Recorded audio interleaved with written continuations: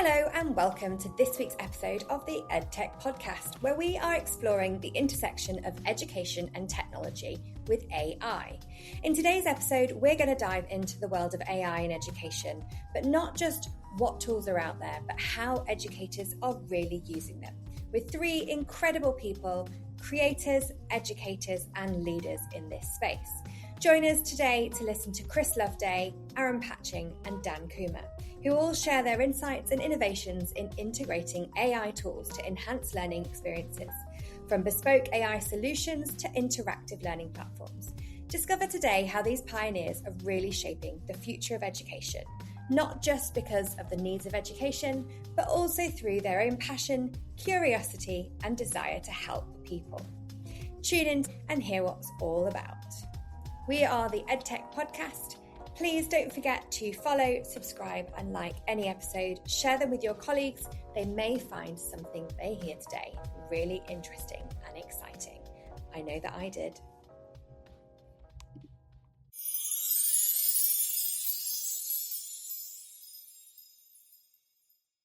Hello and welcome to an episode of the EdTech Podcast. Today we have three incredible educators who are also creators. I'm going to hand over to the lovely Chris to give a little introduction about himself. Hi, thank you for having me. My name's Chris Loveday and I'm currently Vice Principal at a large sixth form college in Hampshire, England, and soon to be Deputy Principal of a large FE college. I'm fortunate enough to have been able to support the sector with artificial intelligence and its integration through working with the Department for Education and supporting the Chiltern Learning Trust on the development of the resources for staff. I'm on the AI in Education Steering Panel, which is a charity founded by Sir Anthony Seldon, and I chair the CFO and COO panel. So I've been fortunate enough to be able to have quite a broad oversight of the sector and how artificial intelligence is playing a role in being integrated both in the classroom and in business services.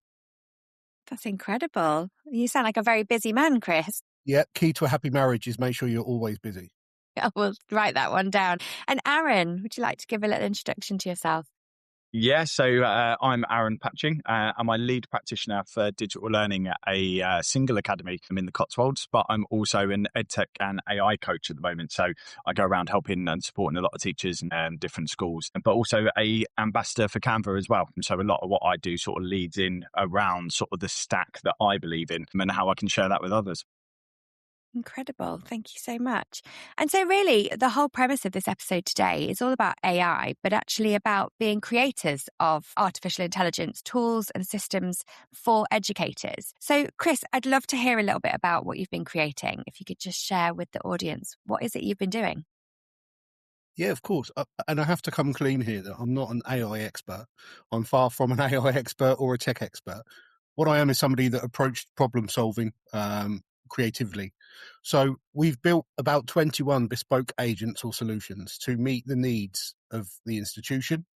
These agents range from business operations around enrolment through to our own front end to a large language model for staff and students to use.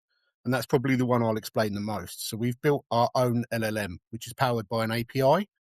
This enables us to build in enhanced safeguards and guardrails.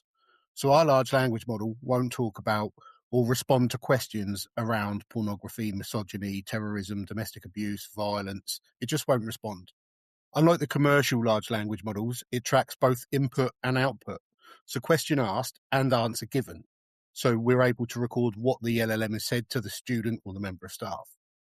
Our filtering and monitoring system runs in the background, which means that should a member of staff or student, ask how they kill themselves, it will instantly flag to a DSL. In addition to that, it's built and hosted within our own digital tenancy, so it's 100% safe. We're not sharing our data with anybody. We're not sharing our intellectual property with anybody. We're not training any models in the background. So what we have essentially is a completely secure and protected large language model. The final piece of the puzzle was to give free access to this to all staff and students. I'm a real passionate speaker on behalf of digital equity. And if a student's got access to a device in the internet, they have an advantage over a child that doesn't. Give that same student with the internet access to a premium large language model.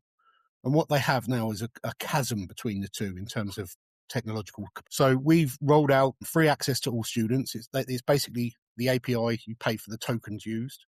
So if I were to use all the words in the entire Harry Potter series in and get all the words out, it cost about £1.70. So, that's a lot of words in and out for quite a cheap cost. So that meant we've been able to give the 5,000 students this unlimited free access so that we can try to bridge that divide. But also for parents and guardians, they know that our platform is more secure than a commercial version or a free version with those enhanced guardrails and filtering built in. I think those are the sorts of things that are only really known by educators to a full extent, right? I find a lot of EdTech companies, as much as they will do to try to support schools and education, it is knowing that because of being an educator and being in education, isn't it? Yeah, and I do to an extent sympathise with a lot of the EdTech companies because they're trying to build a bespoke solution.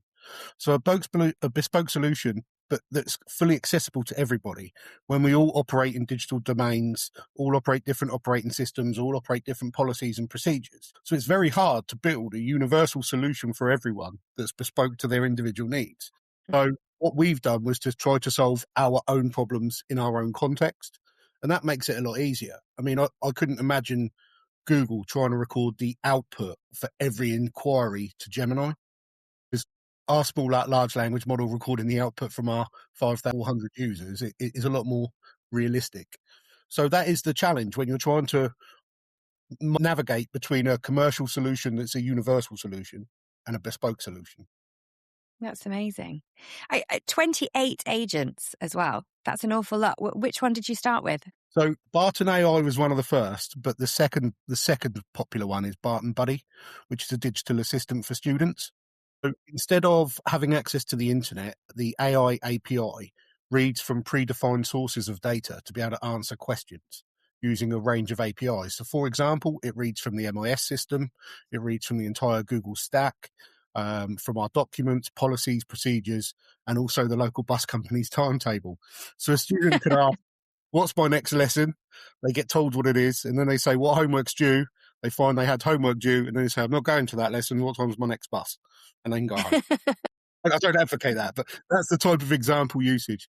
But a student can ask Barton Buddy what's on the lunch menu, what allergens there are in the meals, how they get access to the bike shed. It's literally a personal, bespoke solution to our questions and answers we get.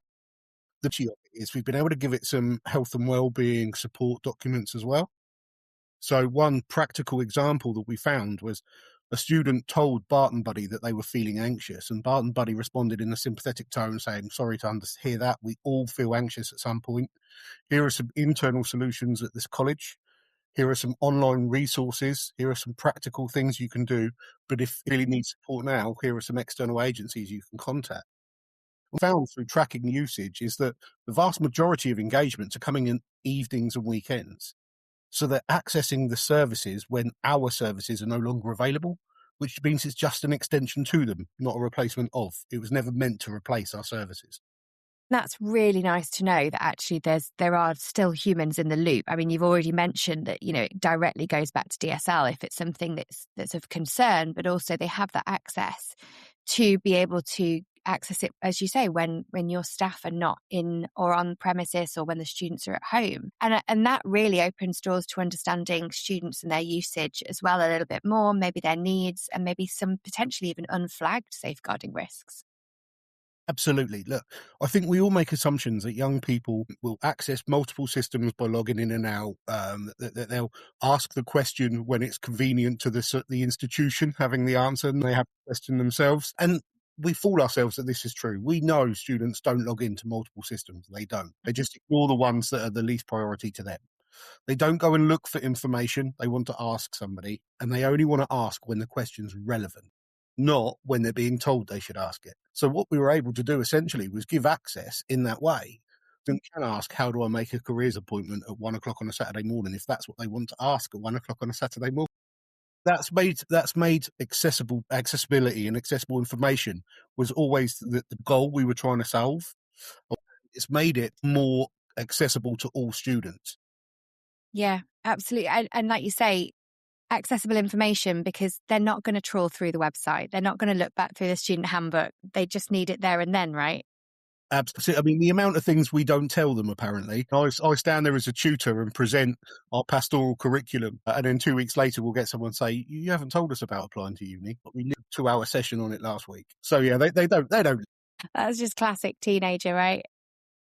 Yeah, I can definitely ignore things when I want to. Aaron, tell us a little bit then about the flip side of that. So you are a creator using AI, but helping other teachers as well, but on a very different level, more about creating and innovating. And actually, what's really lovely is that we've got this flip from children and students getting information and understanding how to utilize AI to potentially then be able to use it as well themselves. So tell us a little bit about what you've been doing.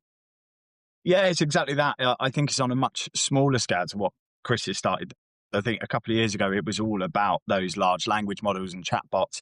And it was the idea of you could have your own. And even now it seems quite scary. But actually, with the way that the sort of coding element has gone, it really means anyone can create anything they want if you can have the idea. So I've been messing around with what does that look like for a busy teacher? How can they address the needs that they're seeing? So a really easy, accessible one, just as a great example, I've been working with our drama team because we have a need for homework. We have our homework policy, which is to be all about knowledge recall. Now, certain departments, they've got Hegarty Maths, they've got Tassomai, they have services out there that already have automated recall that is great for workload, easy to set, and it's fantastic. But a lot of subjects don't have that. So drama is one of those where they were like, well, we now have to create these quizzes. We have to make these questions. We have to set them. We're going to have to mark them and so on. So what we did was we sat down and looked at Canva code and we built up their question base. But then we actually used Canva to then create interactive quizzes that was using flashcards that used then questions and had a sorting activity within it, all on one easy shareable platform that was in, like Chris was saying, within the tenant. It's within Canva. It's all stayed within there. You can link it to a sheet. And so now they have built their own recall website that they can now publish to students and they can reuse over and over again. There was a need, even if it was a small need, but it was something they wanted, had the idea for, and we were able to build. And it was a conversation. It was, here's a document, here's my questions, and I want it to look like this, I want it to do this, perform in that way. And it was a natural conversation. And that's something the teachers couldn't really wrap their head around, first of all, was, but I don't like that, I want it to do this. And I was like, right, well, tell it. Just sit there and have that sort of coaching one-to-one. And they were able to put that together quite easily. And that is for anyone to use in the education side because you get free accounts via Canva. But if you want to go above and beyond that, then there are Google schools I know who are using Studio. Now, we're not a Google school. We're Microsoft currently at the moment. But I've been playing around with Claude as well. So there is so many now options available to everyone and anyone where they can just come up with an idea and build it. That's such a great example of the use of it and the simplicity of it, especially when you've got your curriculum, you know you want what you want the students to be able to do, but it really is just extending it to that next level to be able to see, one, that students are doing it, but they have access to the resources in a way that's going to help them for that knowledge recall and actually then breaks down barriers because it's very simple. It's taking, instead of saying, let's start right from scratch, you're saying, let's take the resources you have, let's embed that. So it's much smaller bites of information for people to be able to then jump on board with, isn't it? Yeah, and it's just taking a lot of what they've done already, but using a new technology. So I've spoken a lot about what is replication and innovation. So just taking that quiz and putting it into a form is really just another version of a handout. Whereas this is interactive. It's something that they get direct feedback from instantly and is trackable. So it's self-marking. There's no worrying about having to add to your workload. You're not creating anything new. We're just using what was existing from the work we'd already done as a school on knowledge organisers, on recall, on our forgetting curve. But it was then technology stepped in at that last point between teacher and student to really just solidify and make it work for everyone. Amazing. I think this is the thing that's the accessible part of it, isn't it? One of the things that we found was really important on our journey was to take people with you. It wasn't, in the first instance, I didn't need to work with those that were eager and those that were keen, because those who were opposed to the technology, unsure about another technology revolution in the sector, see these changes come in and cut and go. They were the people I was keen to work with and to try to make advocates out of. If you can win some of those over, they're the best marketing tool in terms of self-promotion. Yeah, definitely. Absolutely. It's always your laggards and your stubborn people that you want to get on board, because once you get them, you know you've really cracked it, don't you? Yeah, but they'll also look from a lens that typically an advocate doesn't look through. So a lot of the time when I'm excited about technology, I'm not looking at the risks or the challenges as a pessimist or opposed to a tech. It's focusing through that lens. So the middle ground is often the blend of the two people. So for me, you need those people that are opposed to it, those people that are less inclined to engage. Absolutely. I think they can be much more of a critical friend, can't they? And they give you a real sort of sense of what it actually takes. Because like I said, when you're engaged, that hour podcast, that 2-hour video or something, part of that CPD seems natural to a lot of us who are really into it. But actually for your average day teacher, that's a lot of time on a bit of CPD. And if it's only a small part of their workflow, then it can almost seem very little payoff. So like I said, having that perspective is really important whenever you're trying to roll something out like that. Yeah, one of the best examples I've got is we had some staff that were really opposed to AI because of the environmental impact. What we were able to do was demonstrate that by building our own solutions that weren't using the main LLMs, we can mitigate some of the environmental impact. So, you do need to take people with you, and often they will find you the issues that you can address. Yeah, that's really interesting. It was on Rita Bateson was on a few weeks ago, and she was saying that she's really close to the Google centre in Dublin, and when they update, she can tell because her power goes. So it's so serious now in terms of the amount of energy we're using from it. Great to hear, and it's great to hear about how colleagues and people around the world are using AI. Yeah, here in Muscat, I think that the theme of turning something static into something active, I think, is a common theme and thread throughout. And that's very much the evolution of, from my side in particular, AI and how we want to be using it in the future. And just picking up on something that Chris said there, about bringing people with you. I thank you for suggesting that I was something near to an expert or a user in AI, and I definitely am not. I don't have a background in computing. I just enjoy it. But there are colleagues throughout every school, and that's teachers, that's support staff, that's everybody who have got no familiarity with these tools. And we are, racing ahead and trialing new things, but we've got to bring people with us. So we're starting to think about what does that training look like? And how do we tier that and level that throughout the school? Because it can't just be training for teachers, and it can't just be training for inclusion assistants and that side of the school. It has to be training that works for the whole school, that whole organization, that whole business. But I'm a big advocate and a big fan of Google Notebook, LM. I think it's such a wonderful tool. And certainly where I'm now sort of positioning it, and something that we're trialing, as you know, we're about to go into exam season. I'm very sad to hear the news coming out of our region over here at the moment about what's happening with exams. But as we prepare our students for that, we've got this wonderful exam readiness booklet that my teams have put together brilliantly as a resource that's lived in a sort of static space. And I'm now beginning to explore, well, what can that look like in a much more active, interactive space? And I think Aaron was touching on that earlier about it being a resource that we've curated and built, but now it's that leveling up of it. How does student interact with it? And it gives them the answers or the support that they need that we've curated and built. And so we've moved away from that LLM model where answers were being drawn from left, right and centre. So we've got those things moving forward. And I think Dan Fitzpatrick put something out the other week about, does your AI policy live on a shelf somewhere? And I thought, that's really prudent. We've got one. I know that because I drafted it and worked with teams on building it. And it's just made me think again about, how do we make that more tangible? How do we make that more real? And so people can access that, whether it be students, teachers, parents, whomever it might be, the community, so they can interact with it and perhaps also interact within their own language. Because I think AI is a language barrier. So quick to convert policy that can be written in English from our side, but then accessible to our whole community. We've got so many people from around the world whose English isn't the first language for them. How do we enable it for them. And I think AI does a great job on that. Yeah, absolutely. And thinking around policy specifically, I mean, it was almost back then when you began your journey, wasn't it? Creating chatbots and that side of things for staff before perhaps they were onboarded. So tell us a little bit about the process you went through as a creator to build your first one, which I think was it about the staff handbook, which no one reads, right? Well, I'm sure everybody does read it, so I'm not going to pass comment. I'm sure everybody does. I sort of two steers you're exactly right. It was in that sort of infancy stage of ChatGPT, and I think it was ChatGPT 3.0. I'm sure the guys on the podcast can recall those heady days where we're typing in, "You are this person, act like this, and talk to me like this," in really clear instruction.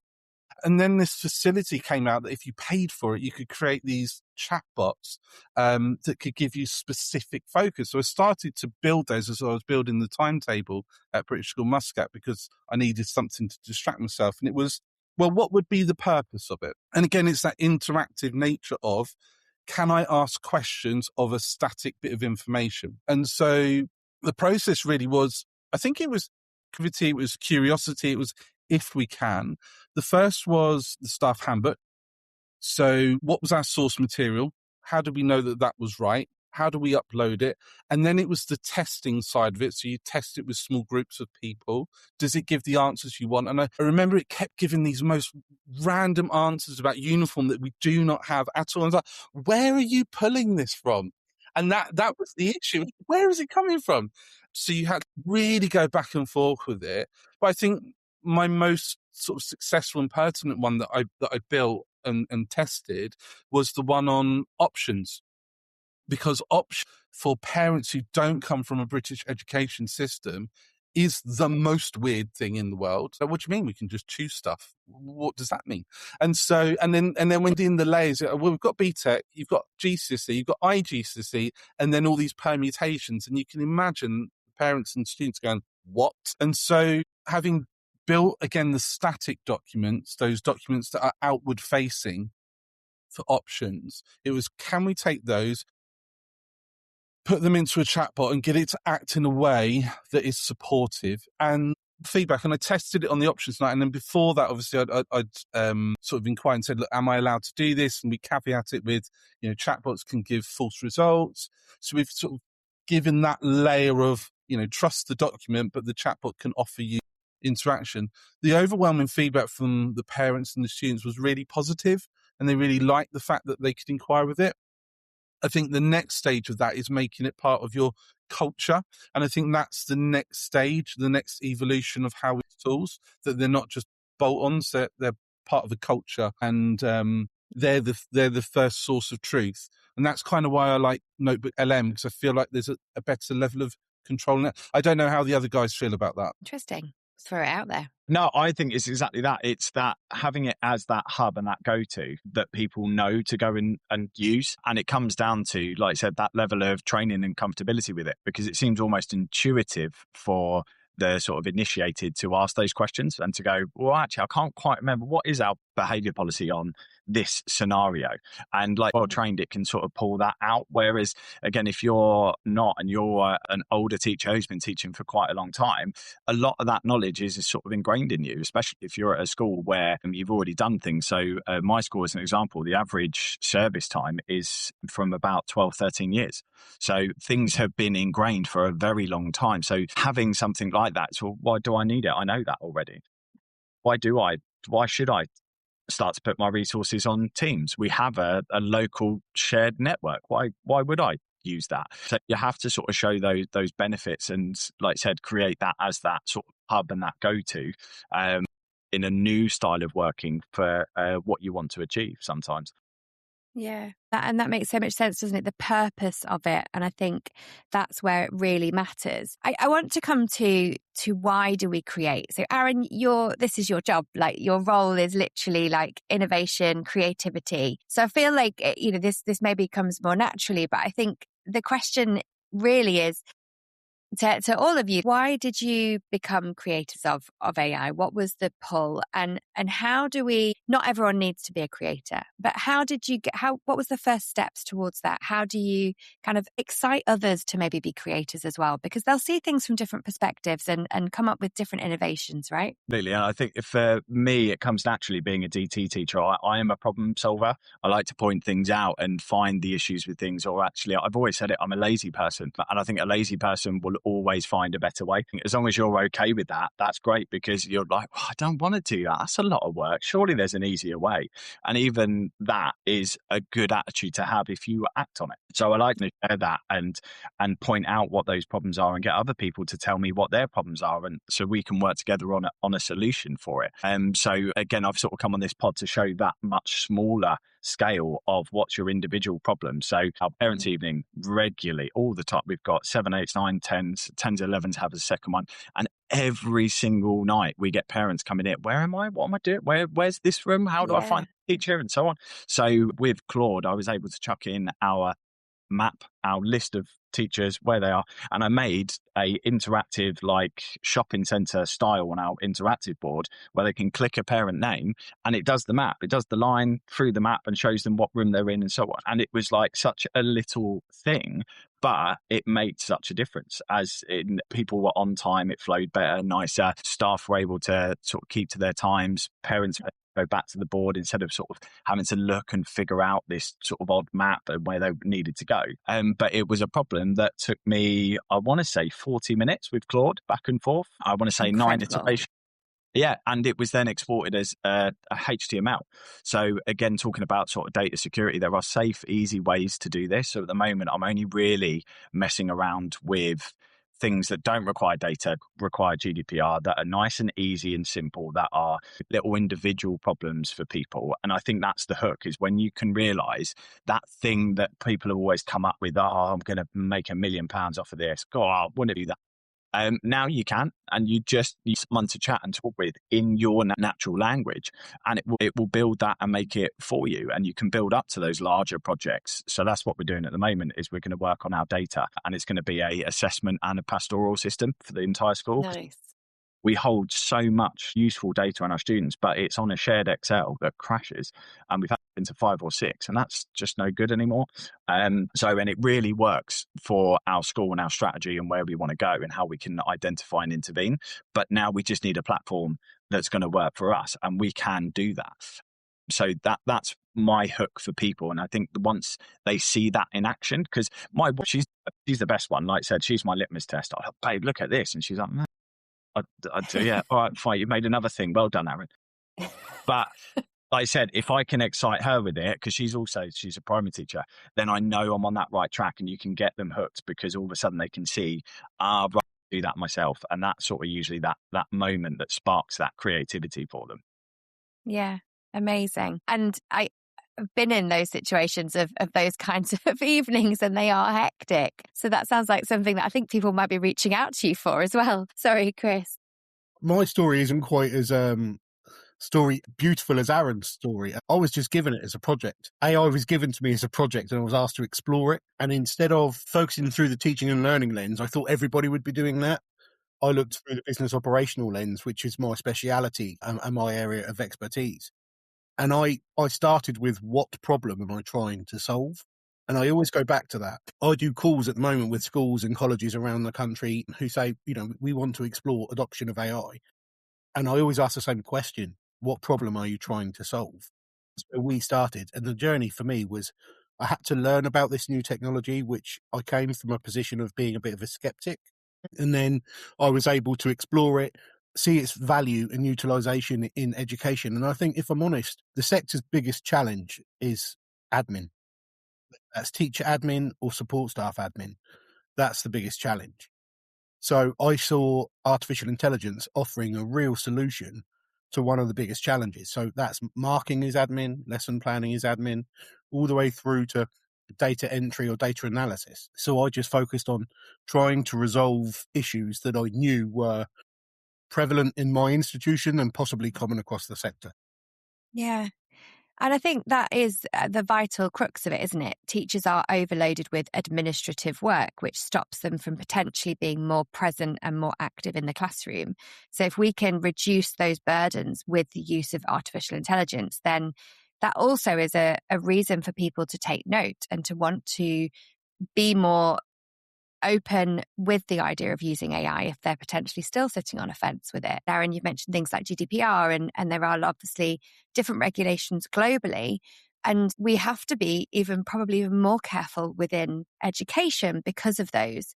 So actually doing things in the right ways to make sure that we're answering that purposeful, what are we using this for, but actually also solving problems. It's a really great way to approach it. When we come on to getting people to use it then, Dan, you sort of alluded to this earlier, getting staff to actually want to interact with it how is that? You mentioned a phased approach. What's your thought process around that? What do you think might happen within your school and system? Yeah, I'm just going back to something Aaron said. I'm insanely jealous of his Claude skills. It's definitely an area that I'm starting to look into. It's funny how that moves, ChatGPT to then Google and Gemini, because that's our school, sort of prominently coming out there. Yeah, I'm jealous of that. I'm looking to do like a map of the school, like a heat map of where good practices and skills and people are using AI in different ways. So, you can click on the map and see like the science department are using it in this way, or the finance team are using it in this way. So you've given me some inspiration there. So thank you very much. So the question, Philippa, about, how do you inspire, or how do you get people on board with it? I think if I go back a few steps to when we started playing around with, and it very much was playing around with AI, it was then, okay, what can it do? Don't know. Test it, try it. And then it moved into what are other people doing? So you got those corridor conversations. So have you seen that? Have you tried that? Can you do this? And then you showcase and show and tell. So, I've made this chatbot. That's cool. Could I do that in my department? Well, yeah, you can do that. And this is how I did it. And often, so therefore, you've got those people who are sort of leading from the front, modeling, testing, trying. And then you've got, we certainly set up a working party, and I couldn't have got the policy together and without that team, without that group of people throughout the schools saying, what do we want from this? And to the point Chris was saying, what problems are we trying to solve here? How do we foresee AI helping us? What are some of our common barriers to it?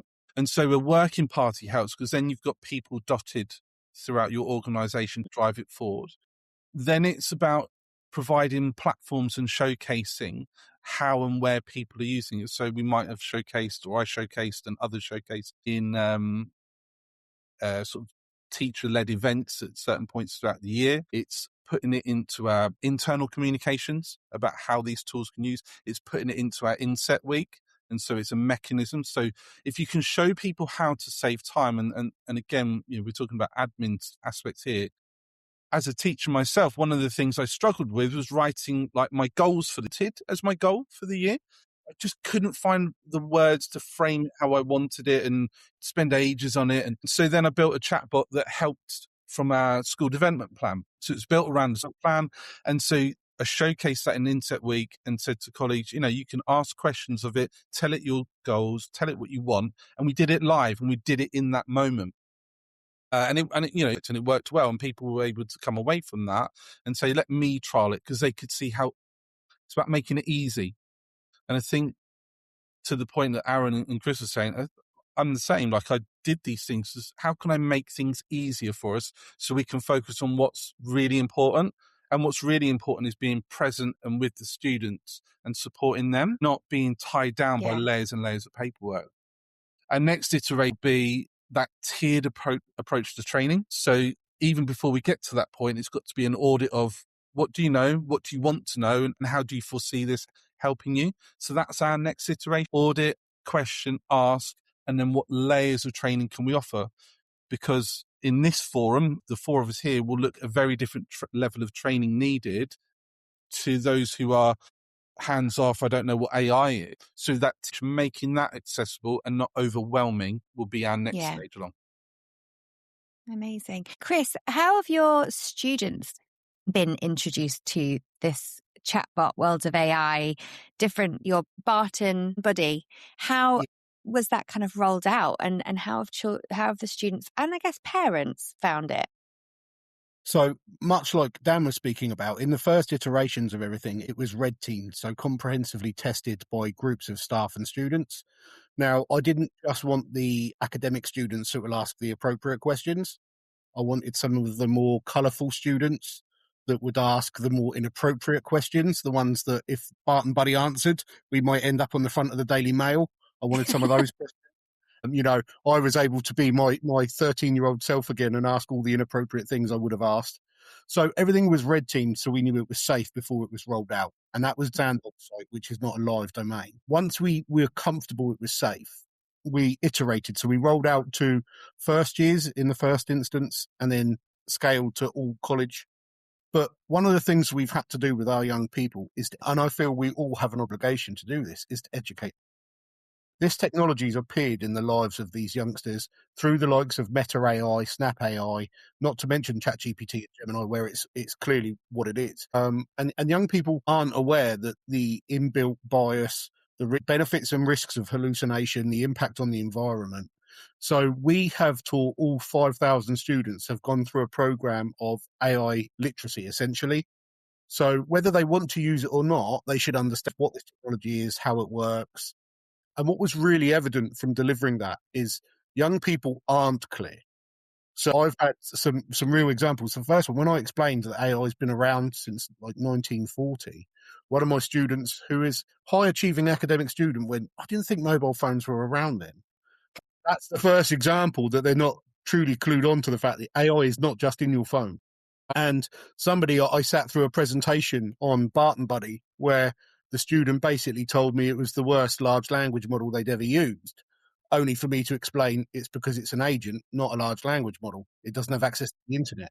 They were asking it questions like, can you do my homework for me? Well, Bart and Buddy can't do that. So the education piece was the challenge. And that isn't limited to students. Our staff, a lot of them have inherited it. Dan's point around training is something I find fascinating about the sector. Our sector is literally to educate, and our worst approach of education is when we train our staff. We tend to go, right, we've put interactive whiteboards in every classroom. I'll do training on the 1st of September, and we can forget them for the rest of our lives because we all did it. What we don't do is iterate, i.e. beginner, intermediate, advanced, repeat regularly. We would not teach any subject where we go, right, I'm going to tell you one subject once in September, and you must remember it for the rest of your lives. That doesn't happen.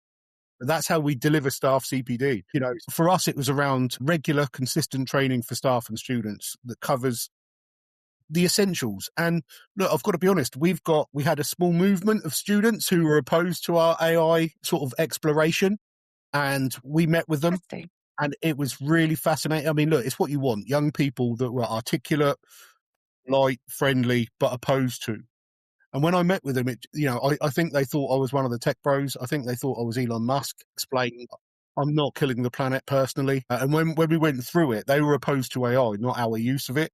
Worried about disruption to jobs, to the sector, the impact on the environment.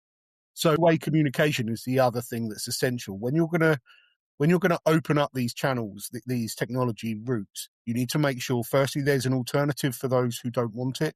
Secondly, communication is really clear so people can understand it, what it is, how it works, and why you're doing it. Absolutely. I think that's so vital. And Aaron, I wonder for those people who maybe aren't in a school that has people like Dan and Chris creating all kinds of different things and resources for them, I'm sure along with other people and teams as well. Where's good go to? You're talking about being able to create as kind of individuals for a subject, much more kind of tangible, I think, for a lot of teachers. Where would you point people in the right direction to go to? How would you sort of say, look, if you're interested in what you're hearing, if you want to really save yourself time, but maybe your organisation isn't there yet, how could they start? So I give a very practical start, and I think this is sort of the gateway, and it's my gateway for a lot of teachers to get into creativity, is to start with using Canva and using Canva code. And because it's a very simple, easy method, it's got tighter guardrails on it, and it's something that can then lead to student use as well. So I start there with a lot of staff because it's just very simple and intuitive. You sort of ask it, and then you get an instant demonstration and a show of what that is, and then you can deploy it. It's deployable. So it's a very system from idea to sharing and sort of typing that idea out to having an outcome and then sharing it. So that can go out as a website. It can go out in sort of a Canva PowerPoint as a presentation. And I guess it's deliberate as well, because it is for education, that one, when teachers are using it. That kind of helps. Yeah. And I start always with just make a class timer. So I'm sure we all can remember those websites that had all like the classroom games on and widgets and stuff. And now you can literally make your own. So like I said, you can create a timer. If you know you always work in blocks of 3 and 6 or 9 minutes, create a timer that has those buttons. You just press a button and bang, 3 minutes. And you know it's going to work for you. You just progress it from there and you start building, right, now I actually want that timer to have a countdown function on it as well. And this is iteration 3. And I think that's the really important part, is that if it's not right, don't stop, keep going. It's never one. It's always that process of going back and forth. Like I said, everything I build is usually in sort of the 8 or 9 iterations before it's actually usable, that I can then that in front of somebody else. So that's always where I would say is your practical point to get started. Now, just again, be careful, because it's very addictive, because it's so easy.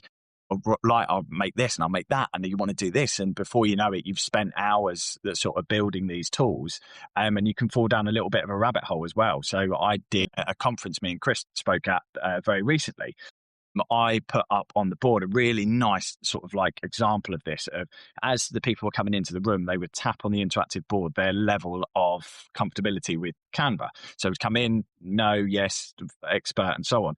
And then I was like, oh, and then I can show it as like a graph, and it can come up on the board and everything else. And I thought to myself, I've just made a Google form. It's a Microsoft form. Just made something like that's already out there, and I took it out and I went and I ended up putting it back in, because I thought, actually no, the difference between this is it's how I want it, it's not how Microsoft want it, and where I can now edit it and I can change it, because I can use it that one time, and if it doesn't work, I go back to Canva code and I start that next iteration and I progress it to it. And so I have that ultimate control now with what I would say is like an expert coder alongside that. And that's where it just begins, is it starts there with that very simple first tool, just develop it from there. And if you just stay within that Canva iteration, great. But for those who are a Google school, you've got Google Studio.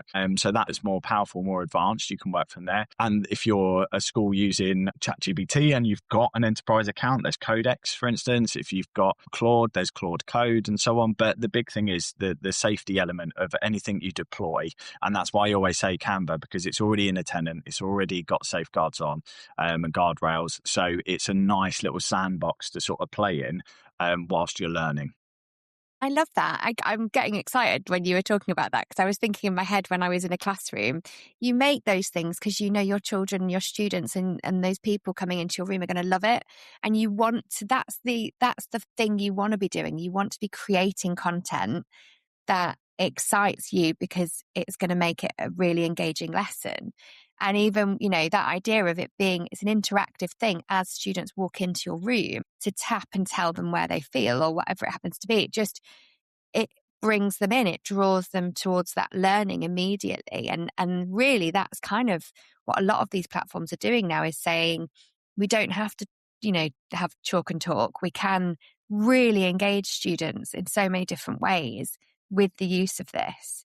I think I'd like to just touch upon one last sort of topic, really, and we've said it a couple of times now, which is sustainability. It came up in a previous podcast that we recorded with Rita Bateson, and it was really interesting to consider that. But Chris, you've mentioned as well that students are talking about it. How many conversations are we having, and what are you seeing happening around schools or people that you're talking to about trying to support the knowledge and understanding of what's really happening within the sustainability of So I've been fortunate enough that the work we've done has given me a platform to speak, internationally now. I was in Budapest with Aaron recently, but to talk about the use or the benefits of artificial intelligence in education. And I always use that platform to talk about AI literacy and digital literacy, AI equity, and also environmental impact, because it's important we make people aware. And it's about, for me, using the right tool for the right job. So I often present or talk about, if you're asking a binary question, what's the capital of Dubai? Ask a large language model, you're using more or generating more CO2 just going through a data center. That's a standard Google search or search engine search. So I very much tailor the tool to the task. If you want to, help you write a story, then you use a large language model. To ask what time the cinema showings are at your local cinema, use Google or another. So I think the sustainability thing is a real challenge, and the beauty of some of our or all of us using personal solutions, smaller scale solutions, is they won't necessarily be drawing from the large data centers. So obviously, every time you make a call to a large data center, you're generating more CO2 through the emissions released, but you also needs cooling more. So the sustainable element to the use of AI is appropriate use of the appropriate tool. It starts like anything with education. I always highlight in every classroom, we have lights, interactive whiteboard or TV. We have all this electric or CO2 tech around us. It's about using it appropriately. If you've got your whiteboard on and all your lights on, the question should one or the other be off? Yeah. The same applies to AI, and it always remains a choice. There are some who like to have the lights on. There are some teachers who don't like to use an interactive TV. Teachers don't like to use AI. So it's about making sure it remains a choice, not compulsory. And the education piece covers broadly the right tool for the right job. It's reminded me a little bit of telling my teenagers to turn the lights off in their bedroom all the time. Yes. Alexa. So my 23-year-old son, his lights turn off every 7 minutes. It drives him mad. But he puts lights on everywhere. He puts more lights on than he does eat meals, and he eats a lot of meals. So of our lights to turn off after 7 minutes just to annoy him. I love that. That is brilliant. Amazing. And so I guess one last question for everybody would be, what advice would you give to other teachers who might be in your same position as you, or who maybe are still sitting on the fence, because there are still educators globally who are not necessarily utilising it or maybe doing what they're being told? What piece of advice would you give to them? Should we start off with Dan? Thanks for that. And also we had a guest appearance there from my cat Kiwi, who was clearly... I know. I like that. To get on the podcast. He wanted to do 5 minutes fame there. We'll have to have a headshot. Yeah, for sure. Look, I mean, the best bit, I don't know if there's a single piece of advice. I can only offer how I got into it, which was a level of curiosity, a level of prepared to make mistakes and be wrong and invest some time and resources into it, and a commitment to finding solutions to problems.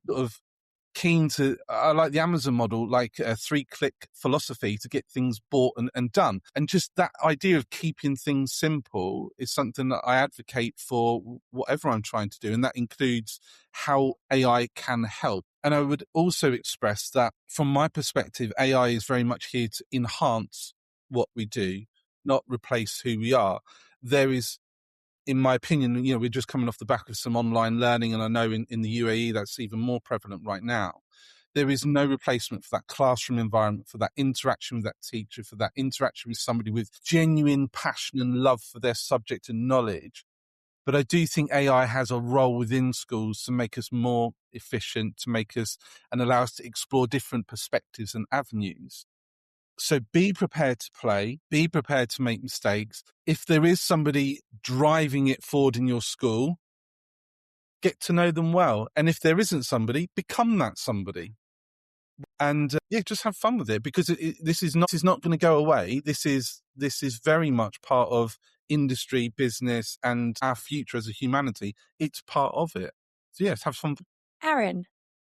Yeah, I suppose mine's sort of twofold and very similar to Dan's there, is to reach out for support. And I say this for a lot of teachers, is to get onto the socials and to look at Instagram, because there's people sharing some great short, quick videos on there. If you want some longer form, LinkedIn is a fantastic resource to dip into. There's some great voices out there at the moment who are sort of talking around the different tools and different use.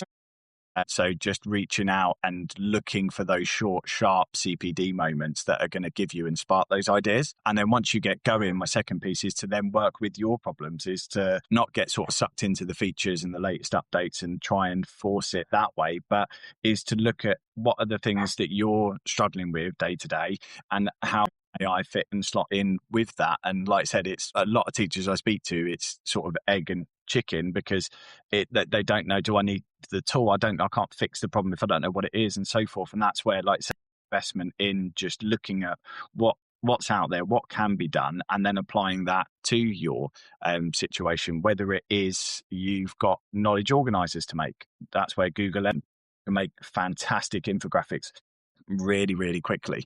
You can create resources. Is it an interactive tool you need? Then it might be a coding solution. So just dipping into finding out what's out there and how that can help with your day-to-day that's the best way to get started. And like I said, as Dan said, reaching out to those around you and sort of building that network. Yeah, I love that. And I think you're right. We've said, about finding purpose, and actually you almost need to start with your own purpose when you're testing things, don't you? Chris? Okay, so for me, whenever I do a call with somebody, I essentially start with the three things. So it's policy, problem, human. Policy. One, do you have one? Is it fit for purpose? If you don't have one, how do you know what you can and can't do? So if you don't have an AI policy, how do you know you can't put AQA's mark scheme in the free version of ChatGPT? That type of thing. So policy, problem. What problem are you trying to solve? If you have a problem that you want to solve, the question is AI a solution, and should it be a solution? And then human is always keep the human in the loop. I think there's a real risk of autonomous agentic AI making decisions we don't want it to make. So keeping the human in the loop is a reminder, people first. So they're the principal things. And in terms of getting started, Aaron and Dan have already alluded to the fact your network is everything. I've built 2 websites in about 2 hours using Claude Code following my trip to Budapest, where I sat in on a Claude Code session. So it is the skills you can pick up in a relatively short space of time by doing what Aaron said, which is having a network, and doing what Dan said, which is the curiosity to play. So this really is a great opportunity for people to get involved, to help shape the sector. There's a lot out there, a lot of good books out there from people in the industry, in practice, that can also help you. Written from the tech perspective, most of them are written from the human perspective of education, and I think they're a great resource. Yeah, and I absolutely love that. I think the human in the loop is so vitally important. We want to, as I think has already been mentioned, make sure that we're using this as a resource, but not a reason to not actually communicate and be human and think and communicate. And that's really vital. Guys, it has been amazing to hear about not only the things that you guys are creating, but just on that note of building capacity within our education community. I think this is a real opportunity for people to make a massive difference if they have the desire and the curiosity. And thank you for being so inspiring. Thank you for having us. Thank you for having me. Thank you. Appreciate it.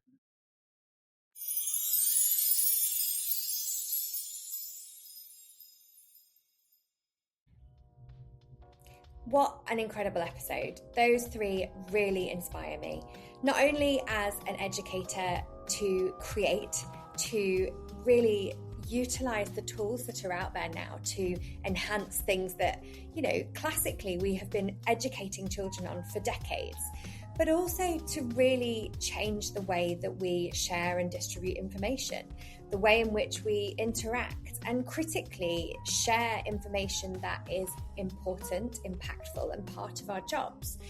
We are busy people. We are trying to balance pastoral, education, and administration across the board within education.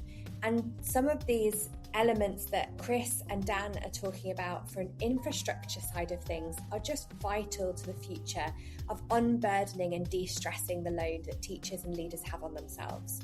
These incredible opportunities that we now have are no longer the thoughts of movies or people who have significant budgets, but actually really in the hands of those who can see past and want to design and create and spend time to alleviate these issues.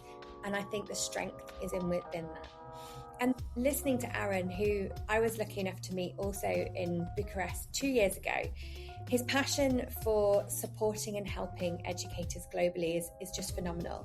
You will always find him at a conference talking around the tools that he's found and how they help him, but also, as you heard from today, how they are able to help really engage, really enlighten, and really support educators to do their job more effectively and more efficiently, and ultimately allow us to be present, to be in the room, in the time with our students, enabling humans to continue to be in the loop.